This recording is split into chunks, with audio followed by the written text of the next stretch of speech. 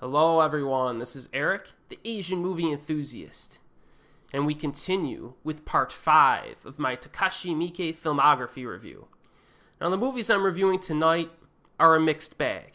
I only enjoyed about half of them, but there are still 3, maybe 4 higher priority titles that you should definitely seek out, so look out for those. And remember, all of the movies that I discuss will be listed in the description box below.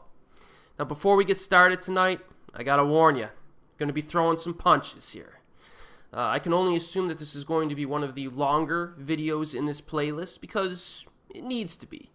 Not only am I going to criticize one of Miike's most beloved films, but I'm also going to tackle the most common complaint that is repeatedly launched at Miike from all directions, all the time. The complaint that he makes too many movies. But does he? I'm dropping the hammer on that one, just like Macho Man Randy Savage from the top turnbuckle. But before I do that, we need to finish off the year 2000. The final title we have left to cover from that year is Dead or Alive 2. This is from 2000, of course. It's a Japanese drama action hybrid. So in this film, in Miike's Dead or Alive trilogy, it's the second of which, a Yakuza hitman, played by Sho Aikawa, observes a shooting by an enemy assassin, played by Riki Takuchi, and tries to track down the murderer for the purpose of sizing up the competition.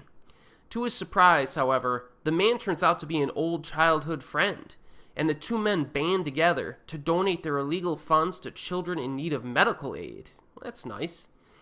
A worthy cause for sure, but they need to watch their backs because their enemies are on their tail. Now, one thing you need to consider is that Dead or Alive 2 is not a direct sequel, but more of a retelling that uses the same actors. It's primarily a drama, and a very good one at that, with very little action on display until the final third, which presents a series of killing engagements, a few of which are bloody and somewhat perverted, of course, as well as a showdown with some Chinese hitmen. Now, there are some creative moments in this movie that add a lot of charm to it, and the interaction is nuanced and interesting between our leads. And one reason for that is the humor, which is seamlessly integrated with the drama in this. The ending is a perfect example of this, and I think it's one of Miike's best in his filmography. The ending to this movie is really good. Another reason to admire the creativity is that there are a few images that are meant to be symbolic or express a possible future outcome. So there are some scenes that you can't take literally. You know what I mean? I kind of like that. Not hard to follow or anything. This isn't a difficult movie to understand. Just a heads up to you, just to, stay on your toes a little bit. Now, Sho Aikawa and Riki Takuchi return, of course, and are again very good in the lead roles. They have instant chemistry together, and the fact that they've worked together previously is an advantage here. That you could tell they're very comfortable working with one another. Hong Kong actor Edison Chen shows up in a cameo, and my boy Shinya Tsukamoto has a small supporting role. Tsukamoto in particular is hilarious in this movie. He appears to have like a habitual magician type aspect to him because he constantly breaks out these amateur magic tricks even when he's stressed over losing his life. Very interesting stuff. Now, in contrast to its predecessor, which showcased a lot of urban environments, this film showcases a lot of island environments, which include shots of the ocean. So it definitely offers a change of pace in that regard. And similar to the first film, we do get one more great montage here, this time near the midpoint, because you remember the montage in Dead or Alive came right at the beginning, at least the big montage. This one's more near the midpoint, and it incorporates a stage play for children, which is quite entertaining. So this could be the best scene in the entire movie, I think, too. So in summary, Dead or Alive 2 is even better than the original, in my opinion. I strongly recommend this film. And in terms of availability, it is widely available on DVD and Blu-ray. All right. All right, so it's time for us to talk about something fairly important, at least with regard to Miike's career as a director. The most common criticism, and you know what's common here, is that Miike makes too many movies. I hear it all the time. And you know what? I'm really glad I did this filmography review because I was forced to actually think about this criticism. And what I found is that it's surprisingly flimsy and does not hold up as an actual argument. And, you know, it may seem like a crazy position to take, but hear me out here, because I think my logic is quite sound. So there are a few reasons why I'm taking this position. Okay, first of all, in the introduction video to this playlist, I already mentioned that, you know, Miike's proficiency as a director is one of the main reasons why his filmography as a whole is quite possibly the most diverse and varied of any director in the history of cinema. I have no doubts regarding this point, and if we forced Miike to be more selective in his projects, we would almost certainly weaken his diversity as a director. Second, Miike's productivity in recent years actually makes this criticism completely outdated by more than a decade. Now listen to this, because this fact may shock you. From 2008 to 2017, Miike has averaged approximately 2 feature-length films per year during that time frame. That's a drop in production of over 50% when compared to his, the number of films that he made between 1998 and 2007, the prior 10-year period. So if you're one of those people who thinks that Miike's more recent films are not as good as his older stuff, it's not because he's making too many movies. In fact, it's probably because he's not making enough. You know, perhaps you should be begging him to make 4, 5, or 6 movies per year like he was when he was in his prime, so to speak. That's kind of a fascinating statistic that I didn't notice until I was going through this playlist. And it basically renders the whole, Miike makes too many movies argument unjustified, going all the way back to like 2008. And if you honestly think that 2 films a year is too much, just wait until we get into our little thought experiment in a few minutes. You'll probably rethink your position on that. Now third, I think we know by now that Miike is a director for hire and always has been a director for hire. If you don't believe me, think about this one. Now we're covering 86 movies in this playlist. Guess how many writing credits Miike has on those 86 movies? Just take a wild guess.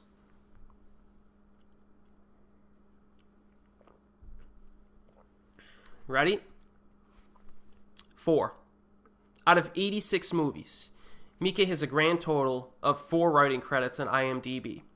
He's not one of those writer-directors who sits down and pens a script for all of his films from scratch. You know what I'm saying? I'm sure he makes changes to the pre-written script on set along the way because Miike likes to go with the flow and adapt on the fly with his flicks. But he's not obligated to spend 6 to 12 months on every film. Okay? Now, I mentioned in my last video that Audition was filmed in less than 20 days. And guess what?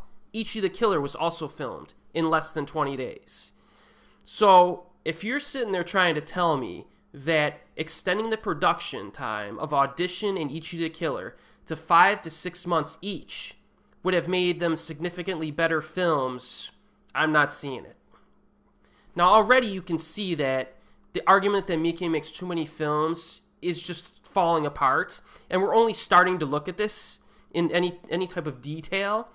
But since this is something that people like to parrot and repeat every single time Miike's name is brought up, let's just go right ahead and perform a thought experiment.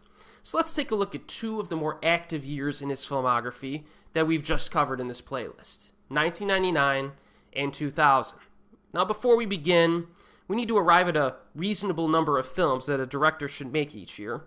Now if you take Miike's film total and you divide it by the number of years he's been active, as I did in the intro video, you arrive at around 4 films per year, on average, that he's made throughout his career. And since Miike has made way too many films, we should be able to cut that down to 2 movies per year. Easy. Easy. After all, Miike's got to take his time, right? So let's start with 2000. Miike released 3 feature films and 1 5-hour television series. Now, seems like a bit too much on his plate that year, okay? So the dilemma begins. If Miike only released 2 projects in the year 2000, we would need to wipe the other 2 out of existence. So which of these projects are you going to sacrifice? He directed The City of Lost Souls and The Guys from Paradise, which are on the same level as The Bird People in China in terms of overall quality. He directed MPD Psycho as well, which is one of the more interesting and unique projects in his entire filmography. That's the 5-hour television series. And then on top of that, he also directed Dead or Alive 2, which is the best of the trilogy and one of the best films he's ever made. So which of those are you going to sacrifice? I don't know. The correct answer is that we should be thankful that we got all of them. That's the correct answer. Looking at the year 2000 in and of itself really kind of weakens the whole Miike makes too many films argument. If Miike wants to make 4 films per year, you let him make 4 films per year. And, the year 2000 represents one of Miike's more consistent years in terms of overall quality. You know what I mean? So what happens when we analyze a year where most of his films are really not that great? Well, let's take a look at 1999. Now, if any year in this director's entire career is going to support the argument that he makes too many movies, 1999 is the year, because 7 Miike films were released in that year alone. Most of them were not that great.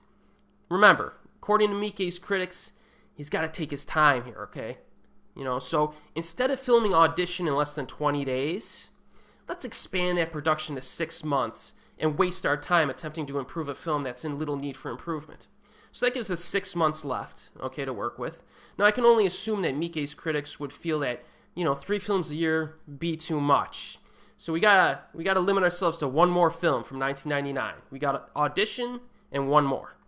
So let's jettison White Collar Worker Kentaro and both of the Tenin Shoujo Man films because, although I found them to be watchable, they're not especially impressive. Let's get rid of Silver, too, because no one likes that movie. So that leaves us with 2 films. Gotta choose one out of these 2. Pretty easy, right? The first Dead or Alive film and Ley Lines. Looks like we got a problem because, we would be forced to cripple one of the most notable trilogies in Miike's career. Without the first Dead or Alive film, we don't have a Dead or Alive trilogy, and without Ley Lines, we don't have the Black Society trilogy. So that's the price that we would have to pay if Miike decided to take his time, okay? But, you know what? I'll let you cheat. I will let you cheat on this, okay? So let's shift Dead or Alive back to 1998. Let's just slide it up a few months, so that way we can have Audition and Ley Lines for 1999. So we're set for 99. Problem is that in 1998, Miike released The Bird People in China, Blues Harp, and Young Thugs Nostalgia. So now we have to eliminate 2 of those films. And I can tell you right now, you're not taking out The Bird People of China and Blues Harp. Even if you think Young Thugs Nostalgia was just pretty good, what are you going to get rid of The Bird People in China or Blues Harp? I mean, all we've done is paint ourselves into another no-win scenario.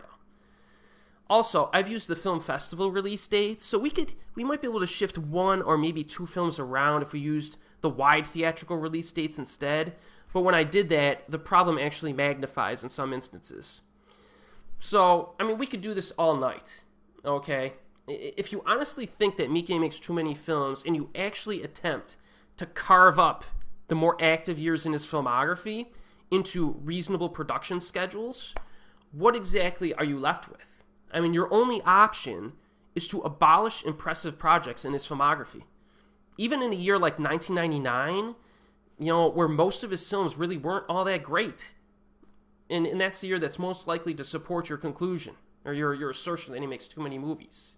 So, the bottom line really is that Miike has simply made too many impressive films to fit into a reasonable production schedule. That's just the way it is. And that's not all, because we could tackle this thought experiment from another angle. So think about this one. What if Miike directed 2 films during 1999, but he decided to direct Silver and White Collar Worker Kentaro? That would mean that Audition, Dead or Alive, and Ley Lines may not even exist, or, they would exist in a different form. Maybe another Japanese director would come in, if they weren't too picky, but you don't know how that's going to work out. So, I don't know, man. I can't see this argument working. One of the reasons why Miike has been able to produce so many impressive films throughout his career is that he's attempted anything and everything under the sun. So if you take that away from him, you cripple one of the most important characteristics of his entire career. You know what I mean? And that's just not like on an overall, just, I don't know what you would call it, ethical level or whatever. You know what I mean? It's just not who he is. Now, you know, I don't know about you, but I can live with Silver being in existence as long as I can have Audition in my DVD collection. You know what I'm saying? So on its surface, though, it sounds like I've been just talking nonsense, because on its surface, the criticism that Miike makes too many films seems to have merit. You know, you glance over his filmography, you're like, way too many movies.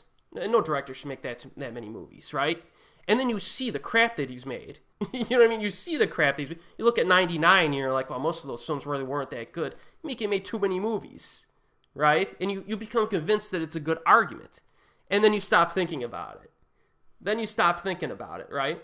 But as we've seen, this argument immediately begins to just fall apart when you start thinking about it and you actually attempt to carve out movies from his filmography to produce a reasonable production schedule, right? So that's the basic gist of it. You know what I'm saying? I don't know, and I was actually kind of surprised when I started thinking about it, because there were times where I was like, yeah, Miike makes too many movies, but yeah, it's not really that convincing of an argument. So it's time to move on. Now, we're moving on to 2001 here. All right. And after promoting Miike, I'm going to cover some crap that he made. And that crap is Family, Part 1 and 2. This is a Japanese crime drama from 2001. So in Kyoto, a hired killer shoots 3 men protecting a man named Iwata in a lift. The aging Iwata, now head of the Butsumi group, recognizes him by a scar on his left cheek before he's shot dead by the killer. A nurse witnesses the killing, but the killer lets her live. Two men later question a man named Mr. Yoshikawa, a witness who saw the nurse on the roof at the time of the murder, but they don't gain much information from it. You know, the investigation's turning up dead ends. They managed to get an image of the killer's scar from the camera footage, though, and identify him as Lightning Takeshi, the most famous killer in Japan. Meanwhile, tensions come to a boil between rival crime families. So on its surface, the Family double feature is basic gangster stuff. But I must point out that these movies really excel in their ability to bore the living crap out of you. In theory, these should be, at the very least, mediocre flicks. You know, kind of like the new third Yakuza films that Miike directed in 1996. But they're far more difficult to sit through. Virtually nothing is interesting or entertaining in these movies. You know, within 20 minutes, you'll be ready to check out and start daydreaming. And by the 40-minute mark, you'll be smacking yourself in the face in a futile attempt to stay awake. Yeah, they're pretty boring. Now, every single character here is pretty forgettable. Every single one. I rewatched these movies fairly recently, and I still can't remember much of anything about them, which is not a good thing. One thing I do remember is that they have a few gratuitous rape scenes that irritated me. They're low-budget affairs here, and there's simply too much dull filler to sit through. Very little action is showcased, and what does appear isn't really well filmed. Soundtrack is ear-grating generic rock music stuff, and not even good rock. So each of these films is about 80 minutes long, but they're not easy to sit through, especially if you attempt to watch them back to back. So forget the Family films. I did not like them. They're moderately available, though, on DVD. Our next two films are very controversial and are among Miike's most popular titles. One of them works for me, the other one doesn't. Fairly hard to describe why that's the case, but I will attempt to do so. So the first one we're covering here is Visitor Q from 2001. This is a drama comedy. So a dysfunctional family's actions are documented in this film that presents an allegedly harrowing, absurdist take on the phenomenon of reality TV, depicting the disintegration of the family unit, which consists of a father, mother, daughter, and son. So this family's pretty messed up right from the start, but their relationship changes when a stranger works his way into their lives. Visitor Q is one of Miike's most highly acclaimed films. It has received much praise for its insightful commentary on family dynamics or whatever, but I'm not really buying it. No, I was not impressed with the script writing in this one, and the characters actually seemed fairly shallow here. If we look closely, we recognize that Miike frequently uses contrived solutions to get characters from point A, family dysfunction, to point B, family function, and mostly kind of skips the whole process that actually establishes like multidimensional relationships or personalities. So, no spoilers here, but for example, you have some characters who re-enter the family unit because, get this visitor dude smashes them in the head with a slab of concrete. So that's like the rectification of that family conflict. It's really that simple. And that's their entire character arc. Then you have other characters who are very muddled, but don't worry, they make the transition into an improved family unit through some random artificial action by the visitor dude. It just felt kind of pointless to me, the whole process. What results is a film, I think, that portrays a sense of almost fake intelligence by using a few obvious symbols like breast milk, which are used to take the place of proper character development and nuanced interaction. Even if you wanted to argue that this film, on this film's behalf, by claiming that it's like character interaction film instead of a, traditional film, something I do actually like quite a bit, I don't think it works here because all of the character interaction is kind of annoying, and I don't want to get into any specific examples because that would spoil scenes. I don't know. I thought some of the scenes were just like dumb. It's really the way I could describe it. The only thing I felt while watching this movie was annoyance, basically. So, a lot has been said about like the controversial moments in this film. Much has been rationalized to kind of hoist it up into kind of like a meaningful art form, but I don't know, this one just did not work for me, and I've seen this film like 3 times, so I don't think that's going to change, and I don't find it funny either, so, sorry, Miike, this one just did not work at all for me. Visitor Q is moderately available on DVD. Again, a lot of people really like that one, and if you really want to explore this director, you basically have to watch it, even though I don't like it. Now, our next film tonight could have easily fallen prey to the flaws of Visitor Q, but for some reason, I think it works a whole lot better. And that is Ichi the Killer, a Japanese drama with actually a little bit of horror elements in it, I think, and crime aspects. So when a Yakuza boss disappears and his money is stolen, both truth and revenge are brutally sought. So leading the charge is Kakihara, the bleach blonde pain junkie whose interrogation methods are fetishistically sadistic. As the layers of the sordid tale are peeled back, it appears that someone is trying to turn rival gangs against each other. The centerpiece of this strategy is Ichi, a mysterious and completely unhinged master of slaughter.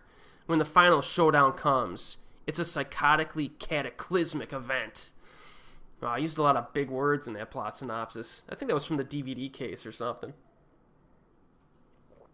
So this is, again, one of Miike's more controversial films, and rightfully so.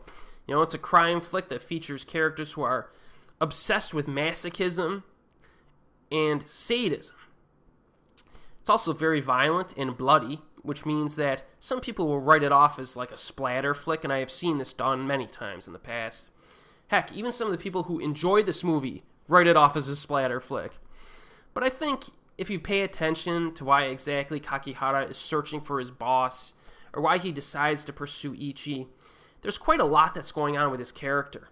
In like manner, if you pay attention to exactly why Ichi peeks in on the violent pimp who abuses his prostitute girlfriend, his interactions with Shinichi Kumamoto's character, and why he acts the way he does at the very end of the film, there's quite a lot that's going on with his character as well. And that's not all, because the tapestry of different characters creates like some very interesting interaction here. Our 2 leads are basically set like on a collision course right from the start, and there are some fascinating side characters in this too. My favorite being the puppet master who is manipulating everyone. And, I know the theme of sadomasochism is going to turn people off right from the start, but it's expressed in more than just a sexual manner here. The emotional and psychological aspects of that theme are complex and entertaining in this film. Another very good film that deals with this theme is Moonlight Whispers from 1999. It's also a Japanese film, more of a straight-up drama. There's no big violence in it. But I would definitely recommend you seek that one out if you're interested in another mature treatment of this theme that's you don't see too often in film. Now, the most controversial aspect, possibly, of Ichi the Killer is the violence itself, which is very graphic and in your face.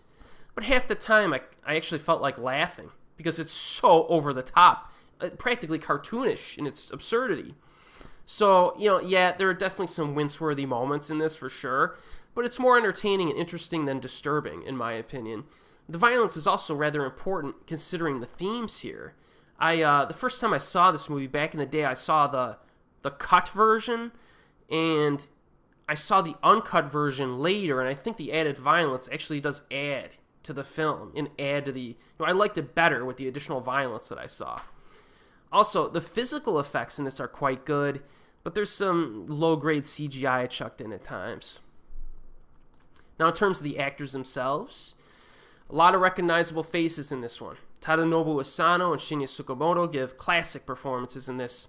This is the role that Asano was basically born to play, mostly because it allows him to really utilize his laid-back acting style to help ground all of the absurdities of his character in reality, you know what I mean? It really helps to balance the character out. If he had an over-the-top performance, I think it would have hurt the film. This could also be Tsukamoto's best performance, at least in this pocket of time for his career, mostly because his character is so interesting, and he's allowed to exhibit a huge range of emotion. If you watch Game of Thrones, you might agree with me that Shinya's character is basically like the Peter Littlefinger Baelish of this movie. That's what he kind of reminded me of, if you really think about it. He has a very creepy smile in this, too. And finally, there's another director who appears in this film. You got Shinya and you got Sabu, who's directed some really good films in his day. So it's really cool seeing him in this as well as an actor. So yes, I highly recommend Ichi the Killer. It's essential viewing, widely available on DVD, so have at it. No excuses not to watch that. All right, now our next film here is not quite as well known. It was technically released in Japanese cinemas in the spring of 2002, but it premiered at the Tokyo International Film Festival in October 2001, so I'm going to count it as a 2001 film, and that is Agitator. This is a crime drama.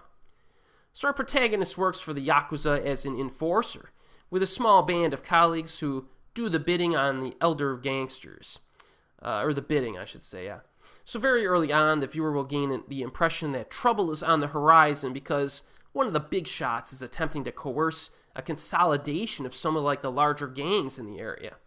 This does not sit well with the leaders of one particular clan, but they may have no other choice but to go with the flow and manipulate the gangs into consolidating. Now, as is typical of films such as this, conflict erupts when a boss gets murdered, prompting his followers to engage in a series of attacks and vengeance. So, our two leads are played by Masaya Kato and Naoto Takanaka. Now, I've covered Takanaka a bunch on my channel already. He was the teacher from Swing Girls, and he's been in a bunch of other stuff, so I'm sure you know who he is at this point. He was in that Samurai Gourmet show. With regard to Kato, you may be familiar with him if you saw The Last Supper from 2005, which I covered in my Asian horror playlist. I think that Sato is an underappreciated actor who has had, a lot of instances where he's been able to exhibit solid screen presence, and he can hold the viewer's attention with his charisma. He should have headlined more films more often. You know what I mean? When I was in Japan a few months ago, I like to take a little bit of downtime in the hotel room before dinner, and occasionally have these daytime shows in Japan, some of which are pretty low grade, but Kato was in one of them, a recent one, and just him being there made it entertaining to watch. I don't know, I just really like this guy. Now, one thing to consider is that our two lead protagonists only pop in and out of this movie during the opening hour, and then they move to the forefront of the film and take the lead roles after that opening hour, okay?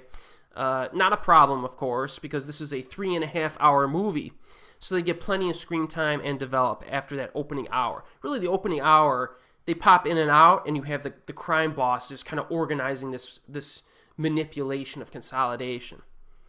So Tako and Takanaka play characters who are honorable, likable fellows who treat women with respect and have a certain style that's commendable.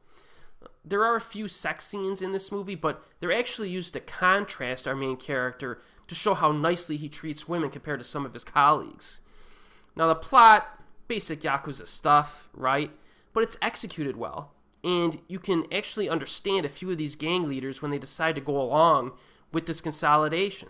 So Agitator is essentially about survival versus honor, and I think it successfully develops that theme. Now, one random observation I made is that the opening sequence plays out quite differently from what you would expect, and I liked it. However, I do have some criticisms of this movie. First of all, the lighting is a bit too dark at times. This occurs mostly near the beginning, with a few other instances later on. I had difficulty seeing some things in those scenes. They're not long scenes, but they are there. Most of the violence in this movie is in the form of gunshots, but a few of the more bloody deaths are actually pixelated in this, which I was surprised at. Again, only happens once or twice, but it's there. Pacing, a little slow in spots. Remember, this is 3.5 hours. I would have preferred a few more maybe foot chases or shootouts along the way to help maximize that pacing. Not a big problem, but I noticed it. So yeah, I do recommend Agitator, but one thing to look out for is that there are two different cuts of this movie. There's a 150-minute international cut, which seems to be the more widely available version. And then there's also a 210-minute television cut consisting of two parts, one called War Ensemble and the other part called Bloody War. I have not seen the 150-minute international cut, but I've heard from certain reviewers that it is inferior to the full cut, so try to get the full cut instead. An Agitator is, the international cut is easier to find. The TV cut, again, I probably saw it on Daily Motion or something like that. It's a little bit more difficult to find, but keep looking out for it. If they upload it on YouTube or something, check it out. All right. Our next one here is an oddball film. It is called Happiness of the Katakuris, a Japanese musical comedy. So a man convinces his family to take advantage of news that a road will be built through an area of the country that can be purchased on the cheap. He, his aging father, his loving and loyal wife, along with a slow-to-persuade son and a divorced daughter with toddler in hand, who also happens to be the narrator, bravely move out to this new space and open a bed and breakfast. Fix the place up, but they have difficulty attracting customers because that aforementioned road project never actually happened. Now, eventually, the customers do come, but each one of them dies while in their room from some crazy event. The family's response to which is to secretly bury them in the nearby forest to avoid a shutdown of their business.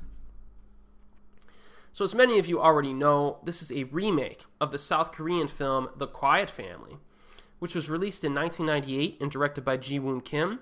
I think both films are about on the same quality level, but they're both very different films. Miike's remake is very creative and memorable in its use of like bright colors, breakout dance numbers, and even claymation sequences. So actually, these two films might actually make a good double feature for an evening because they're so different, but they have a similar like overall theme. So after the fun opening, the following half hour or so is a bit awkward, I thought, in terms of humor. I don't think that the comedy always works in this movie because there is a lot of cheesy stuff in this. But what I will say is that the good humor definitely outweighs the less impressive jokes. My personal favorite scene of the entire film is probably the I Love You song, which is just fantastic. That scene, I'm just laughing hysterically every time that scene shows up.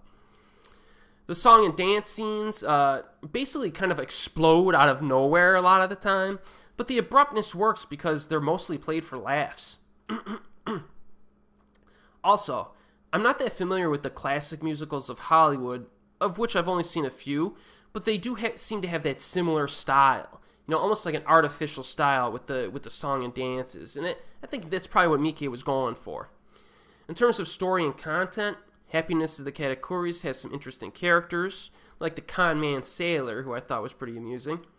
It also makes heavy references to like the cycle of life, and just life in general. The good and the bad, creation and destruction, that type of thing.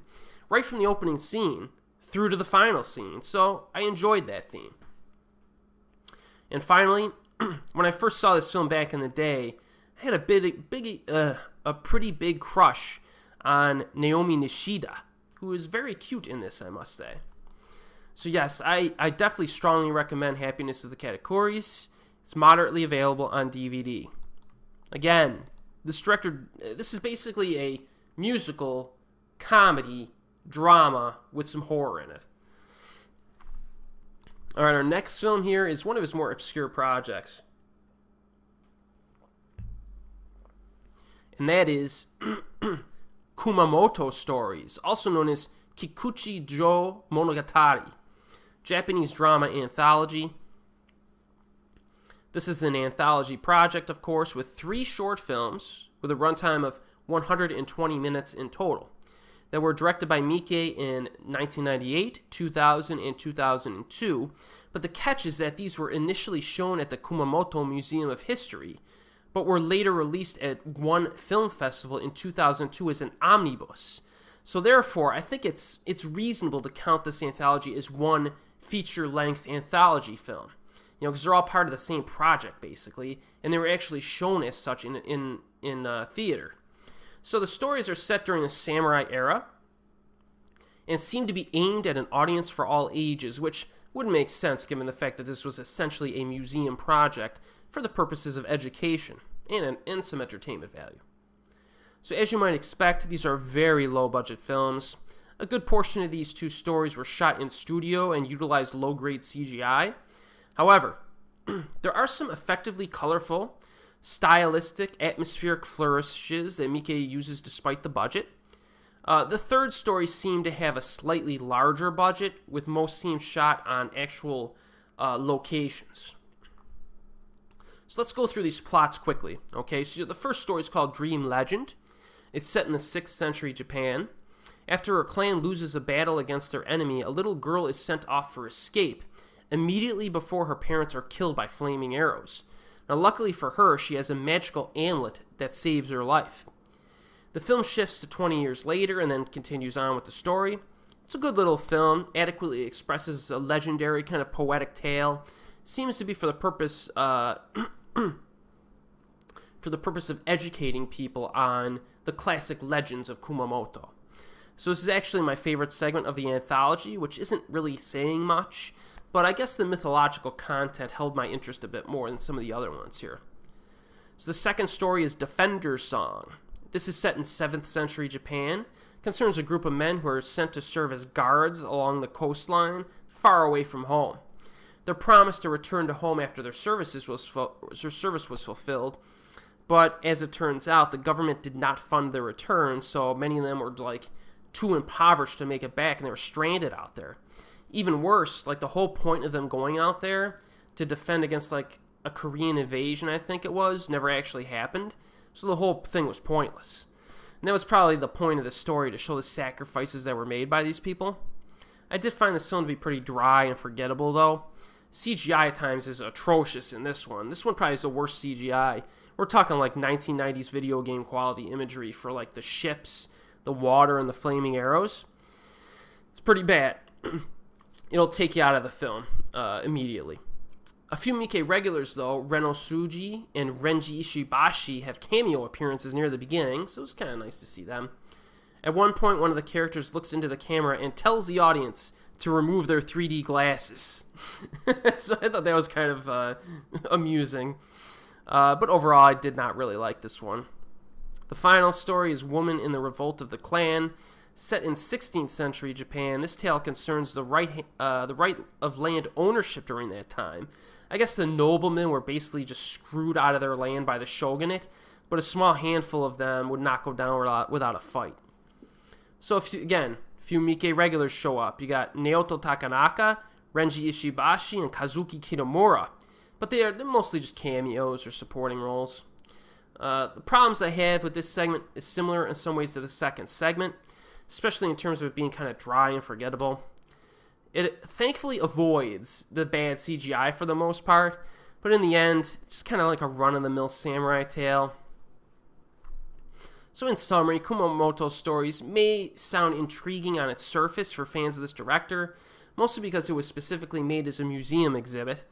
I did enjoy one out of the 3 stories, but I don't think it's something that you should really put on your priority list. And this one is difficult to find. Alright, our last film tonight, we get to finish off the Dead or Alive trilogy. Is it as good as the first 2? Not really. We're talking about Dead or Alive Final, a Japanese action drama. So this movie takes place in the year 2346. How about that for a jump in time? Which solidifies the fact that each of the films in this trilogy are completely distinguishable from one another. So hoping to create an evil society of his own, a dictator named Wu drugs the entire population of his city with Prozac-infused hormone pills and ships the pregnant women and children off to prison. Man, I barely remember this. Wu's biggest follower is Honda, played by Riki Takuchi, who fends off a growing underground resistance led by a man named Fon, his vicious girlfriend Jun, played by Josie Ho of Dream Home fame, and a robot named Ryo, played by Sho Aikawa, who becomes Honda's greatest challenger. So Miike directs this third and final installment of this trilogy, which again finds Takuchi and Aikawa in the lead roles. If you remember, I quite enjoyed the first film in the series, and I really enjoyed the second one. This one just does not hold up, I don't think. It's definitely the weakest of this trilogy. But let's get to some positives here first. Visually speaking, it's got a strong presence of yellow tint throughout, which I personally kind of found pleasing to the eyes. Excuse me. The grungy urban environments work well, too. Another thing I found interesting is how one character will speak Japanese, another character will speak Chinese, and another will speak English, and they're all somehow able to understand each other while using their own languages. That was pretty fun. Quite an interesting scenario. Performances overall are pretty good in this. There are also a few brief homages to other films, so look out for those. The problem with Dead or Alive Final, though, is that this film lacks what its predecessors had. Interesting characters, engaging conflicts, and a big payoff finale. Unlike many of Miike's better films, this one has characters that feel consistent with what you would see in like a low-budget American film. They're just very stiff and unrelatable. You know what I mean? There's no pizzazz or color to them. This movie feels very lethargic, I thought, and lacking in anything truly interesting outside of like its basic premise. This creates some pacing issues that creep up from time to time. Action is decent for its budget, but not impactful enough to compensate for the flimsiness of the characters or the story. The ending's kind of dumb, in my opinion, and kind of random. First films in this franchise were better, definitely. Definitely check those out, and then if you really want to complete the trilogy, you can kind of suffer through this one. I did not like it. But it is widely available on DVD and Blu-ray. So that wraps up part 5 of my Takashi Miike playlist. The higher priorities tonight are Dead or Alive 2, Ichi the Killer, and Happiness of the Katakuris. And I guess Visitor Q. Yeah, let's make it 4. You do have to watch Visitor Q, okay? Just don't yell at me if you don't like it, because I didn't either. So again, you know, these are the priorities tonight. Feel free to check out Agitator, though. That's a good movie if you get the chance. And be sure to join me for part 6 of this playlist. We're on part 6 next, because we will continue to hammer through this director's filmography. And as always, I will see you next time.